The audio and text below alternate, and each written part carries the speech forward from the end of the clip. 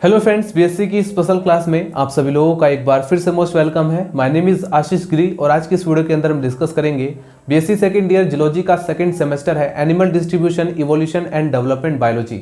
इस सेमेस्टर से मैं कुछ इंपॉर्टेंट वीडियोस अपलोड कर चुका हूं। अगर आप उन वीडियोस को देखना चाहते हैं तो आप चैनल के अंदर जाकर देखेंगे, आपको एक अलग से प्लेलिस्ट मिल जाएगा या डिस्क्रिप्शन बॉक्स में आपको लिंक मिल जाएगा। आज के इस वीडियो के अंदर हम डिस्कस करेंगे स्पर्मेटोजेनेसिस। तो चलिए फ्रेंड्स, हेडिंग डाल लीजिए स्पर्मेटोजेनेसिस। ये वीडियो नंबर सेकंड है। वीडियो नंबर फर्स्ट के अंदर हमने डिस्कस किया था स्पर्मेटोजेनेसिस, oogenesis, गैमेटोजेनेसिस और स्ट्रक्चर ऑफ स्पर्म। इसको हमने डिटेल में स्टडी किया था। अगर आपने वो वीडियो देखा है तो आप इस वीडियो को भी आसानी से समझ जाएंगे। इस वीडियो के अंदर हम स्पर्मेटोजेनेसिस को डिटेल में स्टडी करने वाले हैं और यहाँ पर आपको एक चीज़ ध्यान रखना है, स्पर्मेटोजेनेसिस के पूरे प्रोसेस को समझने के साथ साथ आपको diagram plus theory total note करना है। ठीक है, इन सभी को आप नोट डाउन करेंगे क्योंकि एग्जाम पेपर में ये लॉन्ग क्वेश्चन में 7.5 नंबर, 10 नंबर या 5 नंबर में पूछा जाता है। तो चलिए स्टार्ट करते हैं। स्पर्मेटोजेनेसिस क्या होता है, सबसे पहले तो हमें यही जानना होगा। तो spermatogenesis is a process of developing male gametes known as sperm within the male reproductive organ the testis. दोस्तों, स्पर्मेटोजेनेसिस एक ऐसा प्रोसेस है जिसमें मेल गैमेट, जिसका नाम है स्पर्म, मेल गैमेट क्या होता है, स्पर्म होता है, तो मेल गैमेट का डेवलपिंग होता है यानी कि विकास होता है। और ये स्पर्म का विकास यानी डेवलपमेंट कहाँ पर होता है, मेल रिप्रोडक्टिव ऑर्गन टेस्टिस के अंदर। और आप लोग अच्छी तरह से जानते हैं, बायोलॉजी के स्टूडेंट है, टेस्टिस के बारे में अच्छी तरह से आप 12th क्लास में ही पढ़कर आ चुके हैं। तो टेस्टिस जो होता है वो अलग अलग एनिमल, जैसे फॉर एग्जांपल हम चमगादड़ की बात करें, बैट, ये एक सीजनल ब्रीडिंग एनिमल्स होता है। सीजनल ब्रीडिंग एनिमल्स का मतलब ऐसे एनिमल जो एक सीजन में ब्रीडिंग करते हैं, यानी पूरे ईयर तो वो उनका जो टेस्टिस रहेगा वो नॉन फंक्शनल होता है, लेकिन जैसे ही ब्रीडिंग सीजन आएगा तो ब्रीडिंग सीजन में उनके जो टेस्टिस होते हैं उसमें एक टेस्टिकुलर साइकिल चलता है जिसमें उसके जो स्पर्मेटोजेनिक टिश्यूज़ हैं वो फंक्शनल हो जाते हैं, जिससे कि स्पर्म का फॉर्मेशन स्टार्ट हो जाता है। तो मतलब बहुत सारे ऐसे एनिमल हैं जिनमें एक सीजन में स्पर्म का फॉर्मेशन होता है, लेकिन बहुत सारे जो एनिमल्स हैं, ज़्यादातर जो मैमल्स हैं, उनके टेस्टिस में पूरे ईयर स्पर्म का फॉर्मेशन होता जाता है, जैसे ह्यूमन, हॉर्स, ये सब। तो चलिए स्टार्ट करते हैं कि स्पर्मेटोजेनेसिस के बारे में तो हम पढ़ चुके हैं कि स्पर्मेटोजेनेसिस क्या है डेफिनेशन के अकॉर्डिंग। अब हम देखेंगे स्पर्मेटोजेनेसिस के जो पूरा प्रोसेस है इसको हम 2 भागों में डिवाइड कर सकते हैं। पहला है फॉर्मेशन ऑफ स्पर्मेटिड्स और दूसरा है स्पर्मियोजेनेसिस। यानी कि सबसे पहले हम ये देखेंगे कि फॉर्मेशन ऑफ स्पर्मेटिड्स, जो कि एक इमेच्योर स्पर्म होता है, यानी एक ऐसा स्पर्म जो पूरी तरह से अभी मेच्योर नहीं है, उसे हम बोलेंगे स्पर्मेटिड्स। अब इस स्पर्मेटिड से मेच्योर स्पर्म का निर्माण वो कहलाता है स्पर्मियोजेनेसिस, यानी इमेच्योर स्पर्म से मेच्योर स्पर्म के फॉर्मेशन को हम बोलते हैं स्पर्मियोजेनेसिस। अब ये जो आप डायग्राम देख रहे हैं, इस डायग्राम को बहुत अच्छे से समझना है। ये डायग्राम काफ़ी कुछ रिप्रेजेंट करता है। एग्जाम पेपर में इसी डायग्राम की हेल्प से आपको रिप्रेजेंट करना होगा स्पर्मेटोजेनेसिस के प्रोसेस को। और एक चीज़ यहाँ पर आपको और नोट करनी है, जैसे फॉर एग्जांपल मल्टीप्लिकेशन फेज। तो मल्टीप्लिकेशन फेज में क्या क्या स्टेजेस आ रही हैं, सीक्वेंस वाइज क्या क्या चेंजेस आ रहे हैं, ग्रोथ फेज में क्या हो रहा है, मैच्योरेशन फेज में क्या हो रहा है, स्पर्मियोजेनेसिस में क्या क्या चेंजेस आ रहे हैं, ये सब देखने वाले हैं। और कहाँ पर होता है माइटोसिस, कहाँ पर होता है मियोसिस, क्यों होता है मियोसिस और क्यों होता है माइटोसिस, माइटोसिस क्यों जरूरी है, मियोसिस क्यों जरूरी है, ये सब भी हम इस वीडियो के अंदर डिस्कस करेंगे। तो मतलब नहीं कि जो बेसिक होता है उसको भी क्लियर करेंगे। सबसे पहले आप हेडिंग डाल लीजिए फॉर्मेशन ऑफ स्पर्मेटिड्स। स्पर्मेटिड्स के फॉर्मेशन को हम 3 फेजेस में डिवाइड कर सकते हैं। पहला फेज है मल्टीप्लिकेशन फेज, दूसरा फेज है ग्रोथ फेज, तीसरा फेज है मैच्योरेशन फेज। तो पहले फेज यानी जो मल्टीप्लिकेशन फेज है, इसमें किसी चीज़ के मल्टीप्लाई होने की बात की गई है, किसी चीज़ का मल्टीप्लिकेशन हो रहा है। तो during this phase the diploid spermatogonia which are situated at the periphery of seminiferous tubules multiply mitotically to form spermatocytes. दोस्तों, ये जो टेस्टिस होते हैं उसमें जो सेमिनिफेरस ट्यूब्यूल्स होता है, सेमिनिफेरस ट्यूब्यूल्स की जो वाल होती है वही एक मेन साइट्स है स्पर्मेटोजेनेसिस के प्रोसेस की। ठीक है, यानी कि स्पर्मेटोजेनेसिस का कहाँ पर होता है, स्पर्मेटोजेनेसिस का ये जो पूरा प्रोसेस है वो कहाँ पर होता है, वो होता है टेस्टिस की जो सेमिनिफेरस ट्यूब्यूल्स हैं उसकी वाल्स में। ठीक है, एक तो होता है बीच में, अगर आप ट्रांसफर सेक्शन कट करेंगे तो उसमें ल्यूमन होता है सेंटर में, और इसकी जो वाल है वो एक मेन साइट है। तो स्पर्मेटोगोनियम फर्स्ट सेल है जिसमें, जो कि एक डिप्लॉयड सेल है। अब इसमें जो है माइटोसिस डिवीजन होता है। माइटोसिस डिवीजन से एक सेल से दो सेल बनती हैं, फिर दो से चार सेल्स बनती है, चार से आठ सेल्स बनती हैं। तो इस तरह से इसमें सबसे पहले होता है माइटोसिस डिवीजन। ठीक है, मल्टीप्लिकेशन फेज में क्या हुआ, during this phase diploid spermatogonia, जो कि ये है डिप्लॉइड स्पर्मेटोगोनिया आर सिचुएटेड। कहाँ पर ये सिचुएटेड होता है ये भी बताई गई है, कहाँ पर होती है, periphery of the seminiferous tubules. Seminiferous tubules की प्रिफेरी पर ही प्रेजेंट रहते हैं एंड मल्टीप्लाई माइटोटिकली। इसमें माइटोटिकली यानी माइटोसिस डिवीजन होता है, जिससे कि एक प्राइमरी स्पर्मेटोसाइट्स का फॉर्मेशन होता है। ठीक है, ये जो आप देख रहे हैं यह है प्राइमरी स्पर्मेटोसाइट्स। इस ये जो है ग्रोथ फेज कहलाती है। मल्टीप्लिकेशन के बाद जो आती है वो ग्रोथ फेज होती है। और ग्रोथ फेज में क्या होता है, इसमें ये जो सेल्स हैं, अब देखिए यहाँ पर ये चारों के चारों जो सेल्स बनी है सभी में ये प्रोसेस होता है, लेकिन हम यहाँ पर सिर्फ एक सिंगल एग्जांपल ले रहे हैं। हमने एक सेल को लिया और इसे हमने ये जो है प्राइमरी स्पर्मेटोसाइट्स, ये सेल है कौन सी, प्राइमरी स्पर्मेटोसाइट्स, और ये भी डिप्लॉइड होती है। अब ये जो डिप्लॉइड सेल्स है ये न्यूट्रिशस मटेरियल साइटोप्लाज्म को इकट्ठा करके एकदम इसमें ग्रोथ होता है। ठीक है, ये जो है अपने वॉल्यूम को इंक्रीज कर लेता है, अपने आयतन को बढ़ा लेता है। आप देख सकते हैं बिल्कुल डबल हो गया है जैसे इसका। तो अभी ये पूरे ग्रोथ फेज में अभी इसकी पूरी तरह से ग्रोथ हो गई, न्यूट्रिशस मटेरियल्स ले लिया है। अब इसमें मियोसिस फर्स्ट डिवीजन होता है, जिसे हम बोलते हैं फर्स्ट मैच्योरेशन डिवीजन। हमें अच्छी तरह से पता है कि मियोसिस क्या है, एक रिडक्शनल, मियोसिस फर्स्ट में एक जो कि एक रिडक्शनल डिवीजन है। इसमें जो क्रोमोसोम का नंबर होता है वो हाफ हो जाता है, और ये बहुत ज़्यादा ज़रूरी है कि क्रोमोसोम का नंबर हाफ हो जाए। दोस्तों हमारी बॉडी के अंदर हमने मियोसिस और माइटोसिस डिवीज़न को बहुत ही डिटेल में अच्छे से पढ़ा हुआ है, वीडियो भी मैं बना चुका हूँ, जो कि बीएससी सेकेंड ईयर बॉटनी का जो सेकेंड सेमेस्टर है उसमें उसके लिए इंपॉर्टेंट है। तो वो सभी मैं वीडियो बना चुका हूँ, आप लोग चैनल के अंदर जाकर देख सकते हैं। उसमें बहुत ही अच्छे से हमने समझाया हुआ कि जैसे हमारी बॉडी के अंदर सोमेटिक सेल्स यानी जो दैहिक कोशिकाएं होती है, हमारी जनन कोशिकाओं यानी रिप्रोडक्टिव सेल्स को छोड़ करके पूरी बॉडी के अंदर सोमेटिक डिवीजन होता है। ठीक है, कौन सा डिवीजन होता है, माइटोसिस। बाकी ये जो हमारी जो ऐसी सेल्स जो कि रिप्रोडक्टिव सेल्स है उसमें होता है मियोसिस डिवीजन यानी रिडक्शनल डिवीजन। ठीक है, तो यहाँ पर क्या होगा, इसमें रिडक्शनल डिवीजन होगा यानी मियोसिस फर्स्ट होगा। ठीक है, जिससे क्या होगा, जो क्रोमोसोम की संख्या है वो आधी हो जाएगी। अब देखिए स्पर्मेटोजेनेसिस का प्रोसेस तो लगभग सभी एनिमल्स में होता है, लेकिन अगर आप किसी पर्टिकुलर ह्यूमंस का एग्जांपल रहे हैं तो ह्यूमन के अंदर 46 क्रोमोसोम होते हैं। तो इस अब मान लीजिए कि इसमें 46 क्रोमोसोम है, तो वो जो है हैप्लॉइड हो जाएंगे। ठीक है, 46 क्रोमोसोम मतलब 2 सेट्स ऑफ क्रोमोसोम। ठीक है, यहाँ पर ये डिप्लॉइड था, अब ये हैप्लॉइड हो जाएगा, यानी कि 46 क्रोमोसोम दो भागों में डिवाइड हो गए, 23 इधर और 23 इधर। अब ये जो है हैप्लॉइड हो गया। अब यहाँ पर एक और क्वेश्चन ये आता है कि सर मियोसिस फर्स्ट में तो यहाँ पर जब मियोसिस फर्स्ट हुआ जो कि रिडक्शनल डिवीजन है, इससे क्या हुआ, क्रोमोसोम की संख्या आधी हो गई। अब इसमें क्या होता है, मियोसिस सेकंड। और ध्यान रखना मियोसिस सेकंड क्या है, यहाँ पर ये मोस्ट इंपॉर्टेंट पॉइंट है कि मियोसिस सेकंड क्या है, ये भी एक इक्वेशनल डिवीजन है। ये जस्ट माइटोसिस की तरह ही होता है, यानी कि इसमें जो क्रोमोसोम की संख्या जो 23 थी, अब वो यहाँ पर 11.5 नहीं होने वाला, क्रोमोसोम की संख्या अब उसकी आधी नहीं होगी, यानी कि 11.5 नहीं होने वाला। वहाँ पर क्या होगा, इसमें डायरेक्टली मियोसिस सेकंड हो जाता है, यानी माइटोसिस डिवीजन होता है, यानी इक्वेशनल डिवीजन है। यानी 23 की 23 क्रोमोसोम रहेंगे, लेकिन सेल जो है वो एक सेल से 2 सेल्स बन जाएंगी। तो यहाँ पर आप देख सकते हैं, यही चीज़ मैं आपको समझाने की कोशिश कर रहा था कि दोबारा से रिडक्शन नहीं होगा। ठीक है, आप इसको फटाफट नोट करें। So guys simply multiplication phase के अंदर हमने पता चल गया है। एक्चुअली बाहर से साउंड जो है वीडियो के अंदर ना आए, इसलिए मुझे वीडियो को बार बार पॉज करना पड़ जाता है। तो हमने देखा कि मल्टीप्लिकेशन फेज में क्या होता है, ग्रोथ फेज में सेल की ग्रोथ होती है, और उसके बाद मैच्योरेशन फेज जो होता है उसके अंदर इसमें मियोसिस फर्स्ट और मियोसिस सेकेंड डिवीजन होता है, यानी फर्स्ट मैच्योरेशन डिवीजन और सेकेंड मैच्योरेशन डिवीजन होता है, जिससे कि हमारे पास हैप्लॉइड सेल्स का निर्माण होता है। 4 हैप्लॉइड सेल्स हमको मिल जाती हैं।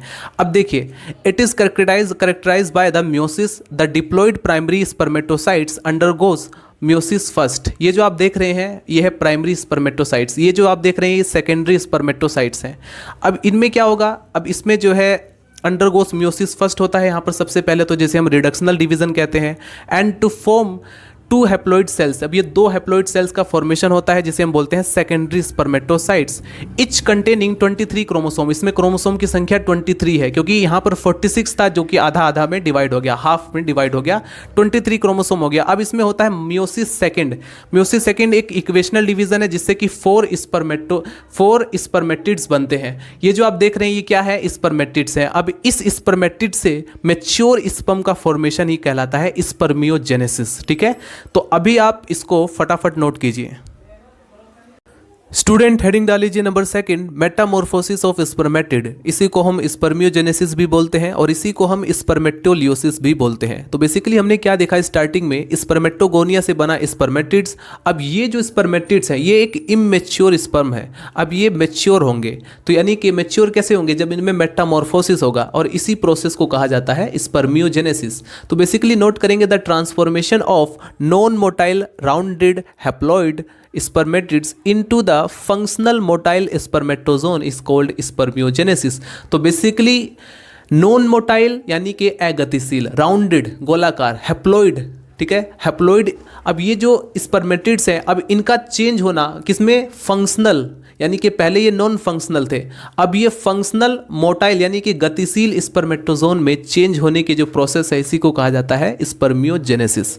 और it involve change at the nuclear as well as cytoplasmic level. इसमें न्यूक्लियस का भी चेंज होता है, न्यूक्लियर के अंदर काफ़ी सारे चेंजेस आते हैं जिसको हम अभी यहाँ पर डिस्कस करेंगे, और फिर साइटोप्लाज्म में भी काफ़ी सारे चेंजेस आते हैं। तो ये जो आप देख रहे हैं डायग्राम, ये भी इंपॉर्टेंट डायग्राम है और इसको भी आपको एग्जाम पेपर में बनाना होगा ताकि आप वहाँ पर रिप्रेजेंट कर सके कि कैसे स्पर्मेटिड्स में मेटामॉर्फोसिस होता है, कैसे इमेच्योर स्पर्म से मैच्योर स्पर्म कैसे बनता है। तो सबसे पहले देखिए क्या चेंज आता है, फॉर्मेशन ऑफ हेड। सबसे पहले स्पर्म का हेड बनता है जिसके अंदर कौन कौन से प्रोसेस होंगे। Number 1, change in nucleus. सबसे पहले न्यूक्लियस के अंदर देखिए क्या क्या चेंजेस आते हैं, आपको नोट करना होगा।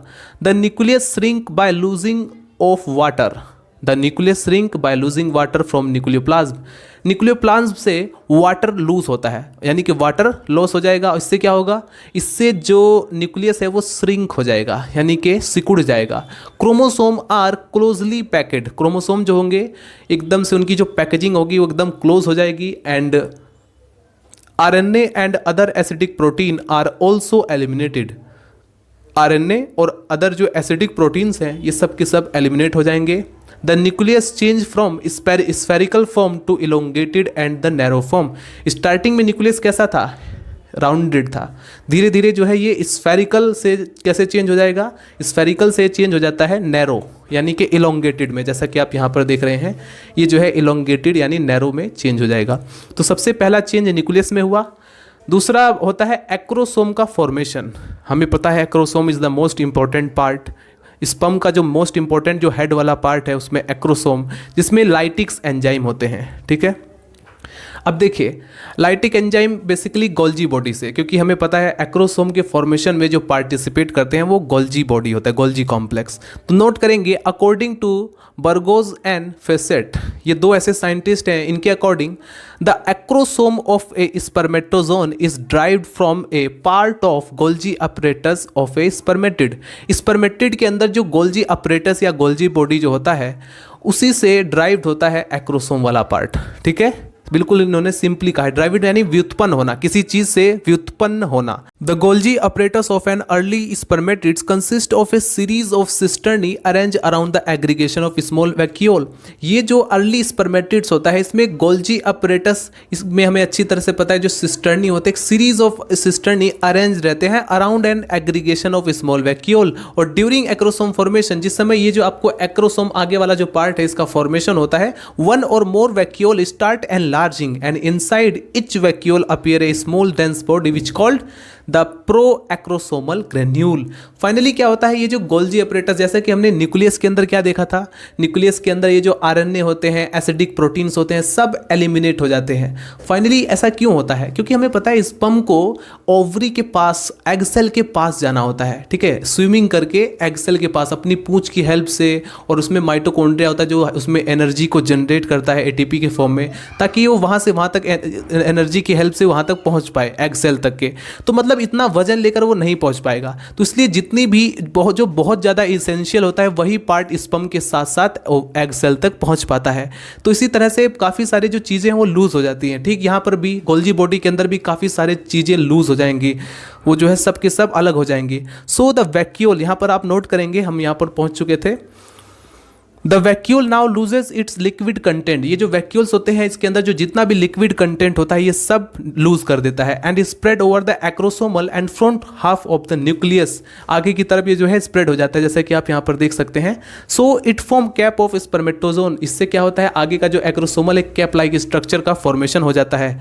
और फाइनली क्या होगा, the remaining part of Golgi body या गोल्जी अपरेटस इज रिड्यूस, सबके सब लूज हो जाते हैं, अलग हो जाते हैं। तो ये था एक्रोसोम फॉर्मेशन और ये था चेंजिंग ऑफ न्यूक्लियस। अभी और भी चेंज होना है, सबसे पहले आप इसको फटाफट नोट कीजिए। सो गाइस फाइनली स्पर्मेटिड के मेटामॉर्फोसिस के अंदर न्यूक्लियस में चेंज और एक्रोसोम के फॉर्मेशन के बाद अब आप हेडिंग डाल लीजिए फॉर्मेशन ऑफ नेक, यानी अब नेक का फॉर्मेशन कैसे होता है ये हम देखने वाले हैं। So during early stage of spermatogenesis to centriole shift just behind the sperm nucleus, sperm nucleus के अराउंड या उसके बिहाइंड 2 सेंट्रियोल आकर शिफ्ट हो जाते हैं।